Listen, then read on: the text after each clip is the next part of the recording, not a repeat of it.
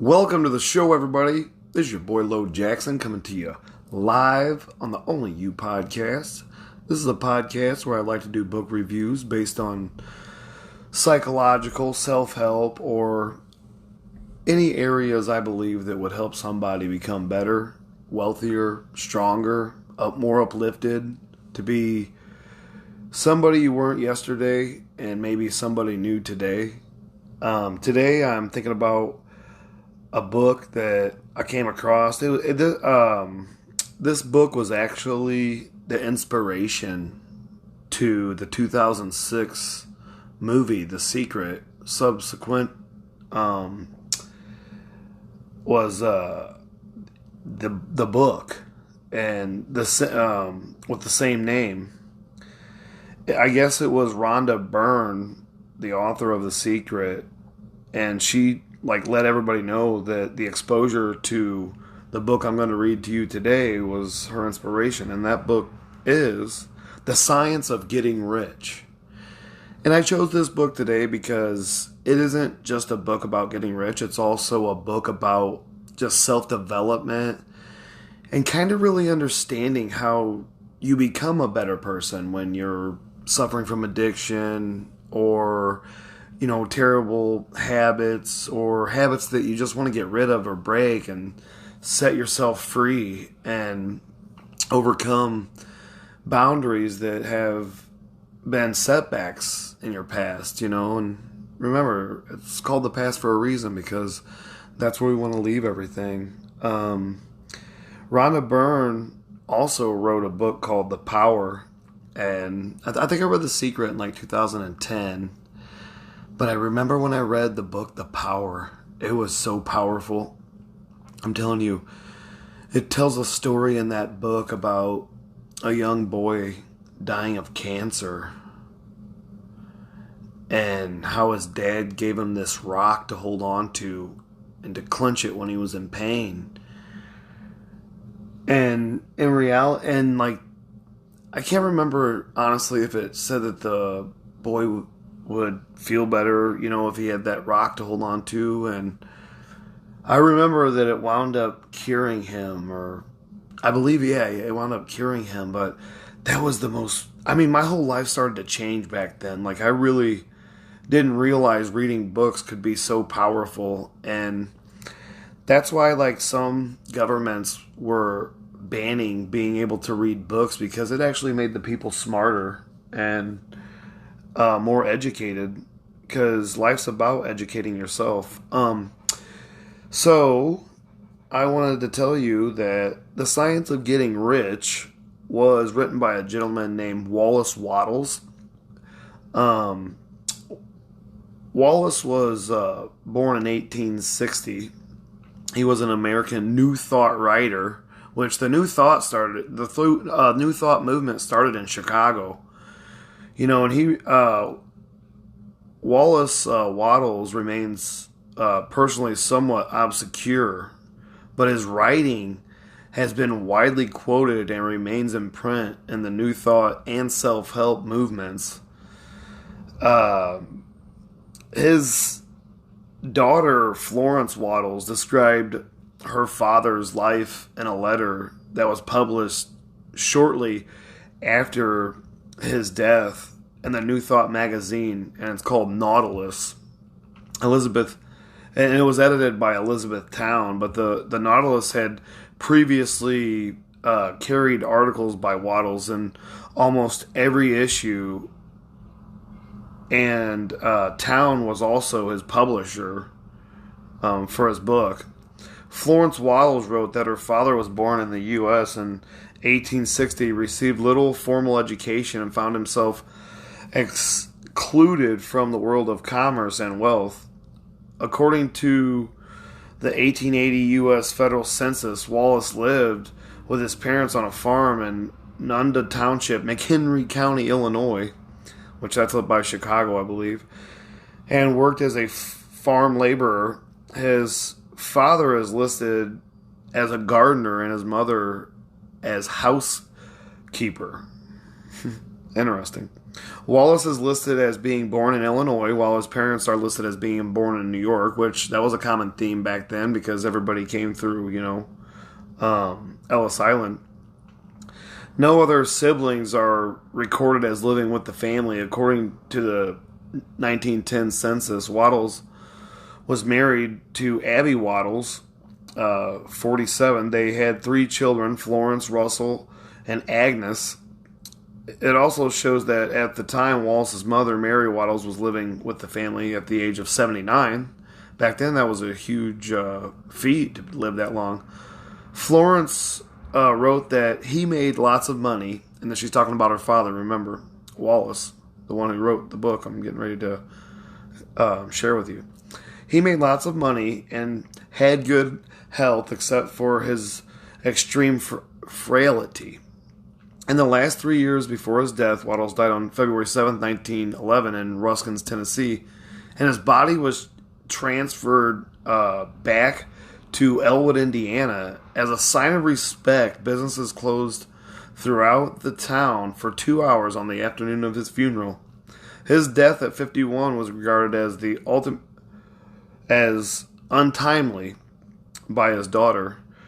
In the previous year, he had not only published 2 books, The Science of Being Well and The Science of Getting Rich, but he had also run for public office, which he actually run as for, I believe it was like the Socialist Party, because he was a Christian socialist, I believe.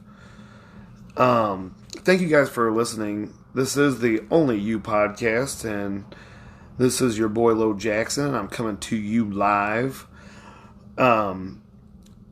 Today, I am sharing with you the book called The Science of Getting Rich by Wallace Wattles. This book is pragmatical, not philosophical, a practical manual, not a treatise upon theories. It is intended for the men and women whose most pressing need is for money, who wish to get rich first and philosophize afterwards. It is for those who have so far found neither the time, the means, nor the opportunity to go deeply into the study of metaphysics, but who want results and who are willing to take the conclusions of science as a basis for action, without going into all the processes by which those conclusions were reached. It is expected that the reader will take the fundamental statements upon faith, just as he would take statements concerning a law of electrical action if they were written by Marconi or an Edison, and taking the statements upon faith that he will prove their truth by acting upon them without fear or hesitation, which makes sense when you're trying to do something new. You have to do it fearlessly and without hesitation, or you won't experience true change. I've experienced it myself. Every man or woman who does this will certainly get rich, for the science herein applied is an exact science, and failure is impossible. For the benefit, however, of those who wish to investigate philosophical theories and so secure a logical basis for faith, I will here cite certain authorities. The monistic theory of the universe, the theory that one is all and that all is one, that one substance manifests itself as the seeming many elements of the material world, is of Hindu origin, and has been gradually winning its way into the thought of the Western world for 200 years. It is the foundation of all the Oriental philosophies, and of those of Descartes, Spinoza, Leibniz, Hegel, and Emerson. The reader who would dig to the philosophical foundations is advised to read Hegel and Emerson, and he will do well to read the Eternal News, a very excellent pamphlet published by J.J. Brown. He may also find some help in a series of articles written by the author, which were published in the Nautilus, which I told you earlier, that was for the what was it? The new. I can't even think of the name of it. I am so sorry, you guys. I thought it was that social, New Thought movement. I could not think of it. Wow, I had to look back at my notes. I'm like, sheesh. Sorry, y'all. It took so long. Yeah, the New Thought movement. Thank you guys for tuning into the Only You podcast. Today I'm doing The Science of Getting Rich.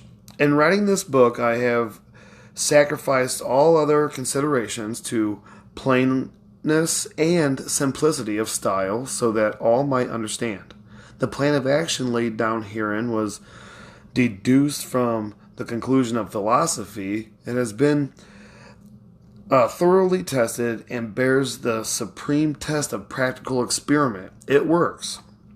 If you wish to know how the conclusions were arrived at, read the writings of the authors mentioned above, and if you wish to reap the fruits of their philosophies in actual practice, read this book and do exactly as it tells you to do. The author. Thank you guys for tuning in.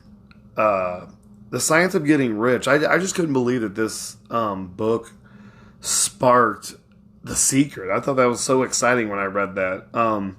Chapter 1 of this book is for a happy and her lesson 1, for a happy and fulfilling life, you need a healthy mind, body, soul, which if I could talk, requires temporal wealth. And I do believe that too. Temporal riches are required to nurture your body, mind, and soul and live a truly fulfilling life. When you combine your faith and purpose with action towards your goals, you begin to see them becoming a reality.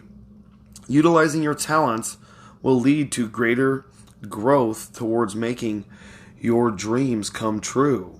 People that have money worry they'll lose it, and people without money want to have it. While there are many forces around us that attempt to make our desire for affluence seem wrong, it's a natural part of being human. If you want to live an abundant life, you need to take care for your mind, body, and soul. And I got to tell you guys that when I first started working out, my body started, after I worked out for like 7 months straight every day, I was working out like 2 hours a day. I was always saying mind, body, soul, and then I started practicing those things daily, I was already working on my body. So my mind then, once I put, diet's important too. And the word diet actually comes from the Greek, and it means our way of life. So whatever you put in your mouth, that's your way of life. And once I started eating clean, and I never ate fast food, and I only drank water, I just changed. It changed my life completely, when I was thinking mind, body, and soul. And that's another reason why I wanted to share this book with you, is because I want to share that part of my life, that it's possible. I went from being overweight, obese, weak, having lots of pain ailments, to changing my body completely in a year by focus and forcing myself and thinking mind, body, and soul. And once you work on your body and you eat healthy, your mind changes, and the neural pathways in your brain form differently, and they reconstruct, because your DNA can take on different forms throughout your life. It depends on how much you fast, because fasting is so important. 12 hours a day is fasting without food. I wouldn't go without water if you don't have to, but, you can, and it works, but once you do that, you work on your body, you work on your mind, and then when you start to incorporate your God into the mix of all of that, and you thank Him every day, and you get on your knees and just be grateful for the breath you have inside of you, that everything is for His glory and not for your own selfishness, it's a game changer. It changes everything. Your boundaries are set differently. The prodendium in your mind, and I've talked about that in my past podcast too. And thank you guys for listening. And I hope you're enjoying the book I'm reading to you. Money is a critical component to nurturing mind, body, and soul, and thus is also vital to finding purpose and happiness as well. Think about your mind, for example. How can you take the best care of your mind? Reading books, becoming educated, and even playing games help our mental capacities grow. I recently just seen a study that said that kids that game quite frequently, their overall well-being was pretty good, but kids that were hardcore gamers that were highly addicted to the gaming world, they had the best overall well-being of all kids in any age groups. And I found that to be mind-blowing because I was part of the generation that really got into gaming. I watched all the consoles come out. I mean, I played ColecoVision as a kid. I played Atari. I seen Nintendo come out in '86. I seen Super Nintendo, in the '90s. And my upbringing was, those video games are going to make you stupid. Those are going to make you dumb. That's all you kids care about. And in reality, parents are saying that to their kids now too, but it's not true though. Those overall kids, their overall well-being is better than everybody that ain't gaming. It's crazy. I couldn't believe it either. And it's true. Look it up. Google it, you guys. But how can you have any of these if you don't have the money to pay for them? Your body also needs critical components to have the energy and power you need to function happily. Think about the healthy food, quality sleep, and clothing that helps you feel confident and comfortable in your body. And remember, flaxseed clothing is the best for your body because it carries the best frequency that matches your body's frequency. None of these elements of a healthy body are possible if you're poor. Nurturing the soul is a matter of love, and love is all about our relationships. Think of how much better you can care for those you love when you have the funds to do so. Imagine the nice meals, gifts, and quality time you could spend with your loved ones if you had the money to do so. Being materially wealthy is one way to calm many of the worries of our souls and become healthier. So, is that not something interesting to think about? I think it is. I'm sorry, you guys. I did want to back up real fast and tell you that chapter 1 of this book was actually called The Right to Be Rich. And I wanted to share with you whatever may be said in praise of poverty. The fact remains that it is not possible to live a really complete or successful life unless one is rich. No man can rise to his greatest possible height in talent or soul development unless he has plenty of money. For to unfold the soul and to develop talent, he must have many things to use, and he cannot have these things unless he has money to buy them with. Man develops in mind, soul, and body by making use of things, and society is so organized that man must have money in order to become the possessor of things. Therefore, the basis of all advancement for man must be the science of getting rich. Now, I find that to be pretty awesome because, it just makes sense. No man can rise to his greatest possible height and talent or soul development unless he has plenty of money. And, because money helps you unfold your soul, and I do believe that, and it just makes so much sense.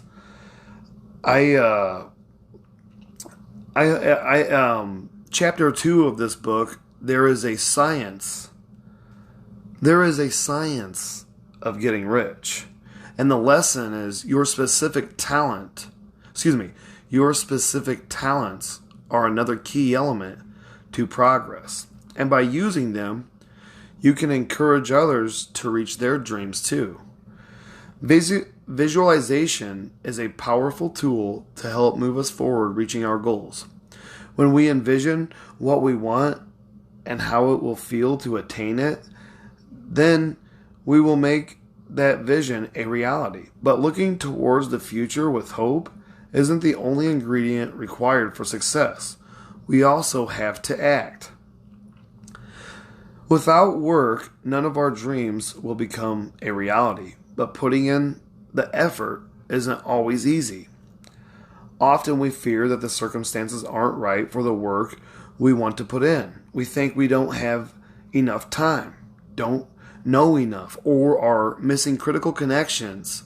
All of these are excuses. When we realize that if you want the environment to become right, you have the power to make that happen all by yourself. You can change the world around you by the way you think and act to pave the way for reaching your goals. Some fall into the trap of giving their mental effort in one area and their physical effort in a different one. As we learn in Essentialism by Greg McKeown, having too many different goals leads to decreased energy available to work on each one. Instead of spreading yourself thin, you should focus on aligning your mental and physical efforts on the same work towards the same goal.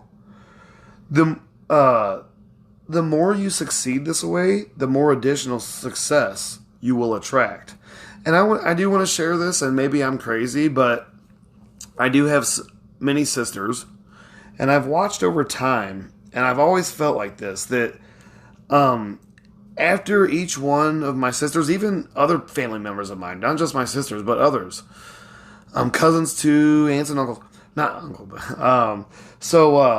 I always thought this though, once they had more than 2 kids, it was like the mom's love got so spread thin, and she was always upset and stressed, and it was an interesting theory to me. And I felt like this chapter in this book kind of, when he talked about, spreading the love thin, that's what it made me think about. And I just wanted to share that because it's, obviously it don't have anything to do with this book, but it, spreading yourself thin. You should focus on aligning your mental and physical efforts on the same work towards the same goal. Yeah, those 2 kids, No. Thank you guys for listening to the Only You podcast. Today I'm doing a book called The Science of Getting Rich by Wallace Wattles. That was a pretty much, a rundown of the second chapter in this book. I think that Lawrence Wattles was highly intelligent. I just don't know about the Christian socialism or, his run for social office. I just found that crazy. Getting rich is not a matter of environment. If it were, all the people in certain neighborhoods would become wealthy. The people of one city would all be rich, while those of other towns would all be poor, or the inhabitants of one state would roll in wealth, while those in adjoining states would be in poverty. But everywhere we see rich or poor living side by side in the same environment, and often engaged in the same vocations. And this book was written a long time ago, and if you guys wanted to do some research, you should check out the year 1971, because that was actually when the wealthy broke away from the middle class and the impoverished class in America. And then 1971 was when those people pretty much became like gazillionaires overnight because of the choices that our government made and the choices that Richard Nixon made. When 2 men are in the same locality and in the same business, and one gets rich while the other remains poor, it shows that getting rich is not primarily a matter of environment. Some environments may be more favorable than others, but when 2 men in the same business are in the same neighborhood and one gets rich while the other fails, it indicates that getting rich is the result of doing things in a certain way. And obviously, I would say it also has to do with, you know, a lot of your choices. I would say, you know, some stuff would be like your upbringing, or, you know, it's like the book Rich Dad Poor Dad. Check that guy out. He was raised by a dad that was college educated, but he got a better business sense from a hustler dad that was a businessman than his own dad that was a law-abiding citizen that, you know, I mean, I shouldn't say that the other guy was breaking the law, but I felt like there definitely could have been something going on there when I read that book. So maybe I made that up. I shouldn't say that. I take it back. This is the Only You podcast, and this is live, so I can't take it back. Sorry, sir. Chapter 3 is opportunity monopolizing. I think that sounds pretty interesting, you know? We just got done reading chapter 2. There is a science of getting rich.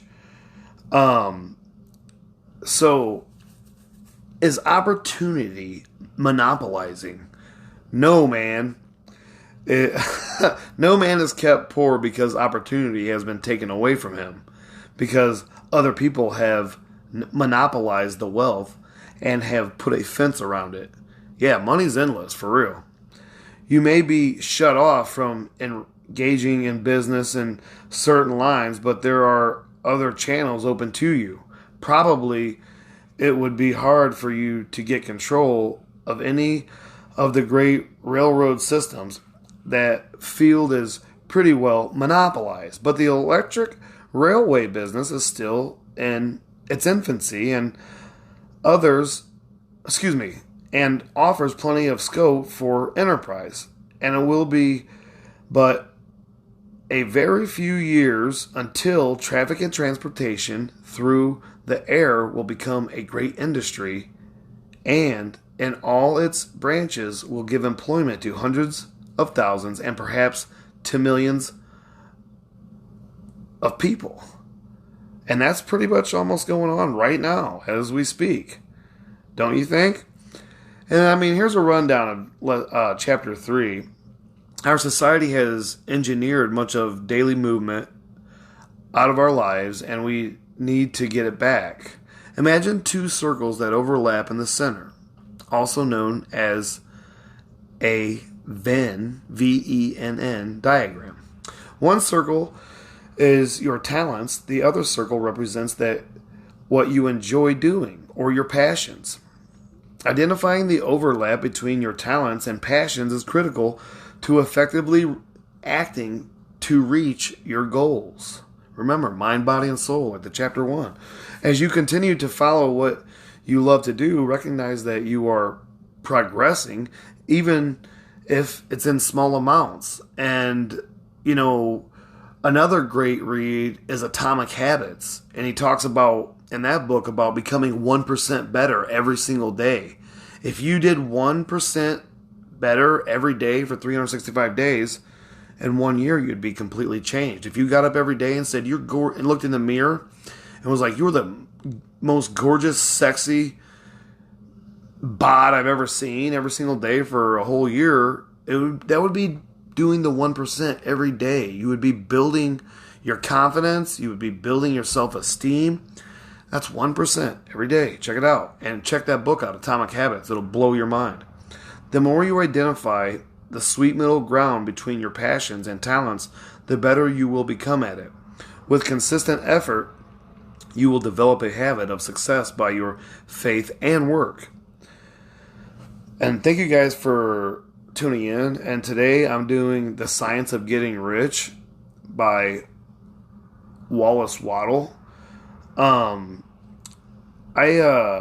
I find this book to be, this was a really good read. I'm telling you, you guys, there is so much powerful information in this thing. I hope you run out there and get it, because it talks about so much amazing, it's like a lot of great knowledge. Why not turn your attention to the development of aerial transportation instead of competing with J.J. Hill and others for a chance in the steam railway world.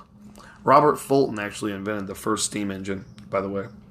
It is quite true that if you are a workman in the employ of the Steel Trust, you have very little chance of becoming the owner of the plant in which you work. But it is also true that if you will commence to act in a certain way, you can soon leave the employ of the Steel Trust. You can buy a farm of from 10 to 40 acres and engage in business as a producer of foodstuff. And also, I believe that he wrote this part of this book because his mom and dad were farmhands in Illinois. There is great opportunity. He grew up on a farm, honestly. Actually, I think he actually owned a farm and became a farmer at one time, too. That's Wallace Wattles. There is great opportunity at this time for men who will live upon small tracts and land and cultivate the same intensity. Such men will certainly get rich. You may say that it is impossible for you to get the land, but I am going to prove to you that it is not impossible, and that you can certainly get a farm if you will go to work in a certain way. And the word certain way in this book is both capitalized, so that certain way is important to him in this book. So when you hear certain way in this chapter, maybe even. At different periods, the tide of opportunity sets in different direction, according to the needs of the whole and the particular stage of social evolution which has been reached.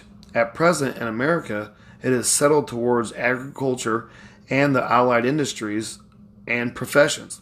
Today, opportunity is open before the farmer in his line more than before the factory worker is in his line. It is open before the businessman who supplies the farmer more than before the one who supplies the factory worker, and before the professional man who waits upon the farmer more than before the one who serves the working class. There is abundance of opportunity for the man who will go with the tide instead of trying to swim against it. And that's what most of us do, is we spend our lifetime swimming against the tide and forgetting to start saving early. If you started saving, this is me talking here. This ain't in the book, The Science of Getting Rich. This is actual true fact. If you started saving $75 a week at the age of 18, you could probably retire. And by the time you retired, you could probably retire early, honestly. But I know if you waited all throughout your 20s and you waited till your 30s to start saving, you'd have to save $1,000 a month to catch up on your retirement, to retire happy and be okay and not have to worry about a 401k, or a Roth IRA. Anyways, back to The Science of Getting Rich. So the factory workers, either as individuals or as a class, are not deprived of opportunity. The workers are not being kept down by their masters. They are not being ground by the trust and combinations of capital. As a class, they are where they are because they do not do things in a certain way. If the workers of America chose to do so, they could follow the example of their brothers in Belgium and other countries and establish great department stores and cooperatives, such as the industries. They could elect men of their own class to office and pass laws favoring the development of such cooperative industries, and in a few years they could take peaceable possession of the industrial field. The working class may become the master class whenever they will begin to do things in a certain way. The law of wealth is the same for them as it is for all others. This they must learn, and they will remain where they are as long as they continue to do as they do. The individual worker, however, is not held down by the ignorance or the mental slothness of his class. He can follow the tide of opportunity to riches, and this book will tell him how. No one is kept in poverty by a shortness in the supply of riches. There is more than enough for all. And see, when I was growing up, I think my mind formed the opinion that, it was impossible to become rich where I was from. Or it was like a self-defeating theory that families pass on to generation unless, you read these types of books and get out of the social norm of talking about lies and not reading the truth, or, telling lies that you think is truth, but in reality, you have no idea that, you were lied to. Anyways, back to the book. A palace as large as the Capitol at Washington might be built for every family on Earth. From the building material in the United States alone, the under intensive cultivation, this country would produce wool, cotton, linen, and silk enough to clothe each person in the world finer than Solomon was arrayed in all his glory, together with food enough to feed them all luxuriously. The visible supplies is practically inexhaustible, and the invisible supply really is inexhaustible. Everything you see on earth is made from one original substance, out of which all things proceed. New forms are constantly being made, and older ones are dissolving, but all are shapes assumed by one thing. There is no limit to the supply of formless stuff or original substance. And like Bruce Lee said, you must be formless. If you pour water into a cup, it takes on the form of the cup. If you pour it into a bottle, it becomes the bottle. A teapot, it becomes the teapot. Is that not the truth? I think it is. There is no limit to the supply of formless stuff or original substance. The universe is made out of it, but it was not all used in making the universe. The spaces in through and between the forms of visible universe are paramount and filled with the original substance, with the formless stuff, with the raw material of all things. 10,000 times as much it has been made might still be made, and even then we should not have exhausted the supply of universal raw material. No man therefore is poor because nature is poor, and because there is not enough to go around. Well, there also wasn't 7.7 billion people back in Wallace Wattles' day either. No man therefore is poor because nature is poor, or because there is not enough to go around. Nature is an inexhaustible storehouse of riches. The supply will never run short. Original substance is alive with creative energy and is constantly producing more forms.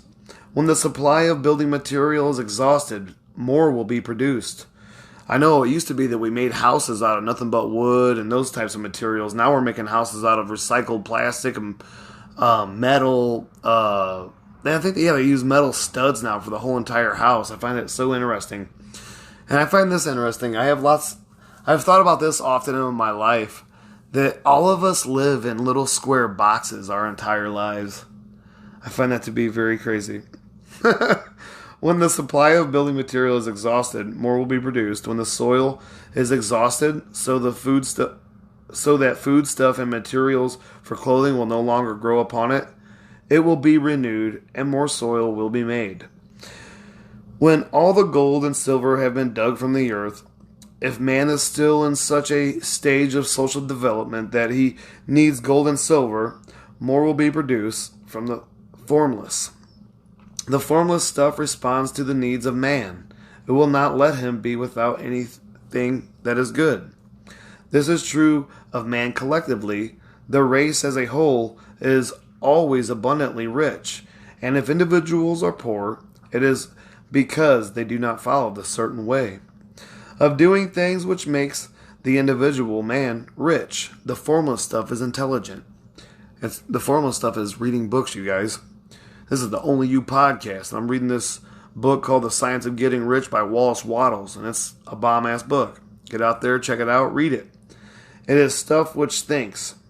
It is alive and is always impelled towards more life. It is the natural and inherent impulse of life to seek to live more. It is the natural of intelligence to enlarge itself and of consciousness to seek to extend its boundaries and find fuller expression. The universe of forms has been made by formless living substance, throwing itself into form in order to express itself more fully. The universe is great living presence, always moving inherently toward more life and fuller functioning. Nature is formed for the advancement of life. Its impelling motive is the increase of life. For this cause, everything which can possibly minister to life is bountifully provided. There can be no lack unless God is to contradict himself and nullify his own works. You are not kept poor by lack in the supply of riches. It is a fact which I shall demonstrate a little further on, that even the resources of the formless supply are at the command of the man or woman who will act and think in a certain way. And I want to say this, that I had a friend of mine tell me one time, you know, what happens, Lo, when you let all the oil out of a car or you never put oil in it? I was like, well, the engine seizes up. He's like, exactly. He said, he looks at me all crazy, honestly, like looking me dead in the eyes. He's like, so what do you think's going to happen when all these idiots pump all that oil out of the center of the earth? The earth's a machine. It's spinning on an axis. Man, it hit me like a ton of bricks that day. I was like, man, that is one wild theory, you know? But it's like, are we really going to ever find all the oil in the earth? Because there's tons under the ocean that we ain't found yet. And that we can't even get to, I think. I mean, because the dinosaurs.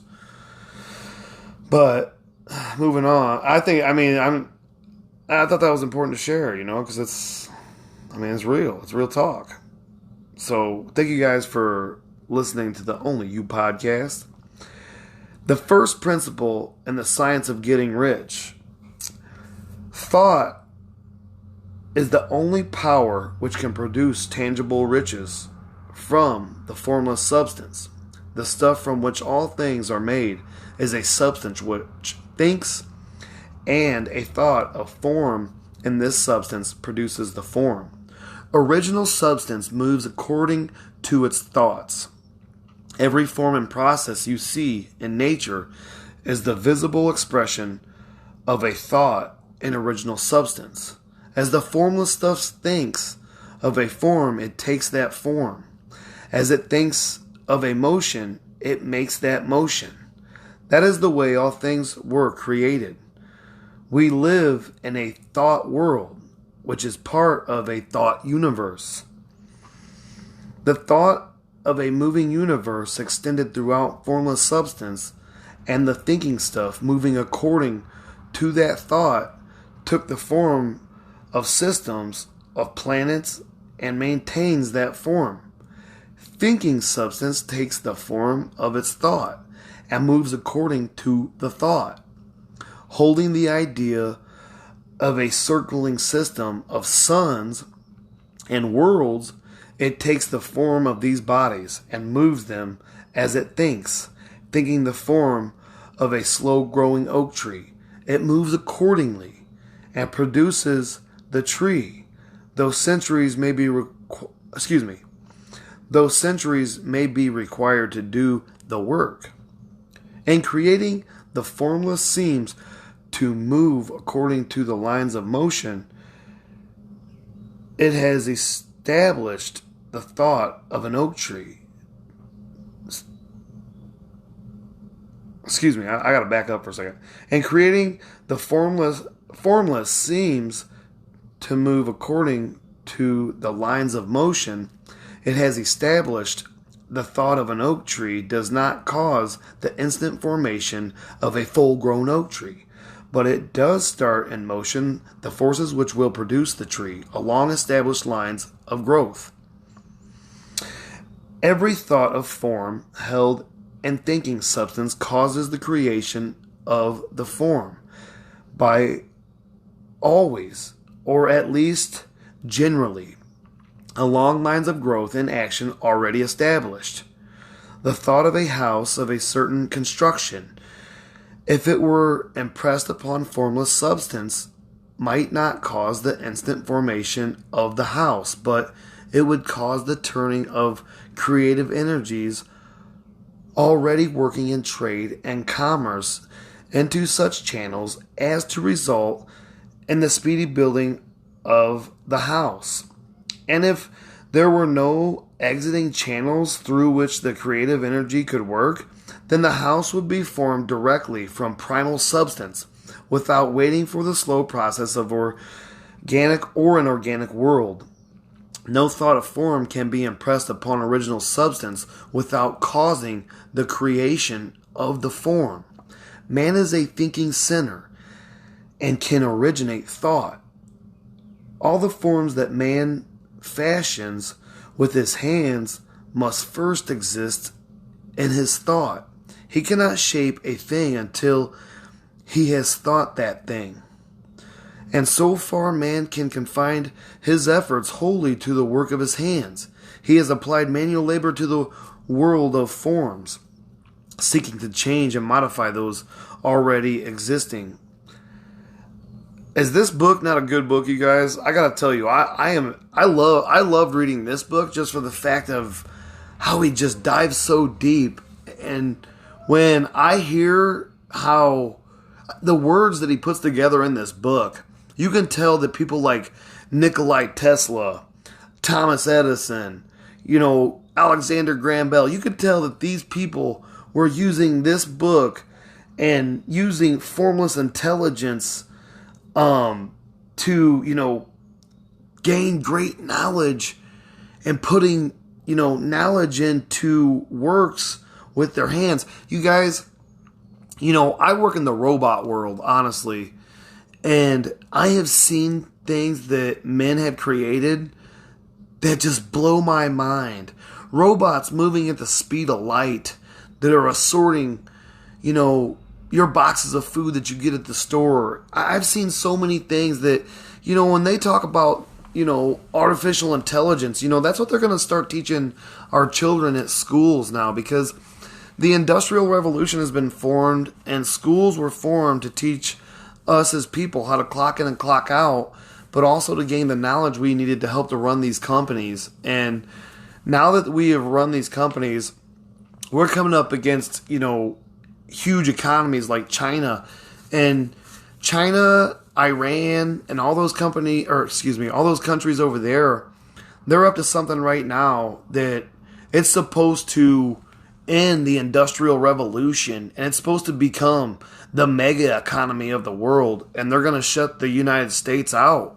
I read about it, and it sounds really interesting, and it's artificial intelligence is some of it, and I believe that comes from Wallace Wattles, the book, because, any thought that you think about, if you think about somebody hard enough and long enough, how much you love them and want them, honestly, they become yours. If you, act a certain way, like this guy says, First, we assert that there is one original formless stuff or substance from which all things are made. And I find this book to be one of the greatest books I've read, that I've come across. And I hope that you guys go out there and find it. So, if you guys are struggling with money situations like everybody else is in the world right now, start reading books that are going to change the neural pathways in your mind, because a lot of us are held to constraints of negative upbringing, which it's not our relatives' faults. They loved us, they cared for us, they got us here, and maybe there was times when there was, disagreements or nasty fights or, just wildness in the home. And maybe it wasn't. Maybe it was discreet. Maybe dad sat at one end of the table, maybe mom sat at one end of the table, and maybe the kids sat in the middle, and maybe nobody ever talked at dinner. And maybe it was complete silence in that house at all times, and you feel isolated and confused, and now you're you feel poor and you don't have any money because you never got out and about, you got to start changing your neural pathways, mind, body, and soul. You got to find ways to dig deep inside of yourself. If you're overweight and you're struggling to get the weight off, dude, it is not easy. And these companies make this food to where it's just like you can drink calories, and it's easy to stack up the calories. And if you got that metabolism that's like an ectomorph body style, or, I think it's ectomorph. Yeah, because endomorph is like you're super skinny. Ectomorph is like, I think you get really big. And there's one other one that you're in between. But, you can't defeat, you can't defeat your genes. You can battle it with medicine. It's just like high blood pressure. You could battle that with medicine, but you're never going to defeat your genes, So please, you guys, pick up this book, The Science of Getting Rich by Wallace Wattles. Give it a good read. If you guys have any questions or comments, feel free to leave them. Thank you for listening. This is my second season doing this podcast. I now have hundreds and hundreds of viewers. I am so grateful for every single one of you guys. It means so much to me when you reach out to, and it's the Only You Podcast 2022 at gmail.com if you guys want to, message me. And thank you everybody who has messaged me in the past. I took a short break for a while because I couldn't really get focused on my career. I was kind of getting sidetracked with some things, so I had to get refocused. But I'm back, and I'm going to try to do one of these a week if I can for a while and see how that goes. And I'll be here. Thank you for listening, and thank you for following me, and thank you for sharing me. And it means so much to me to be in your ears, to have you think that I'm somebody great. I'm not trying to be somebody great. I'm actually trying to be the best I know how to be and that I can be today, because nobody's promised tomorrow. And as Ogmandino once said, tomorrow is only on the calendar of fools, friends. It's your boy Lo Jackson. Thank you.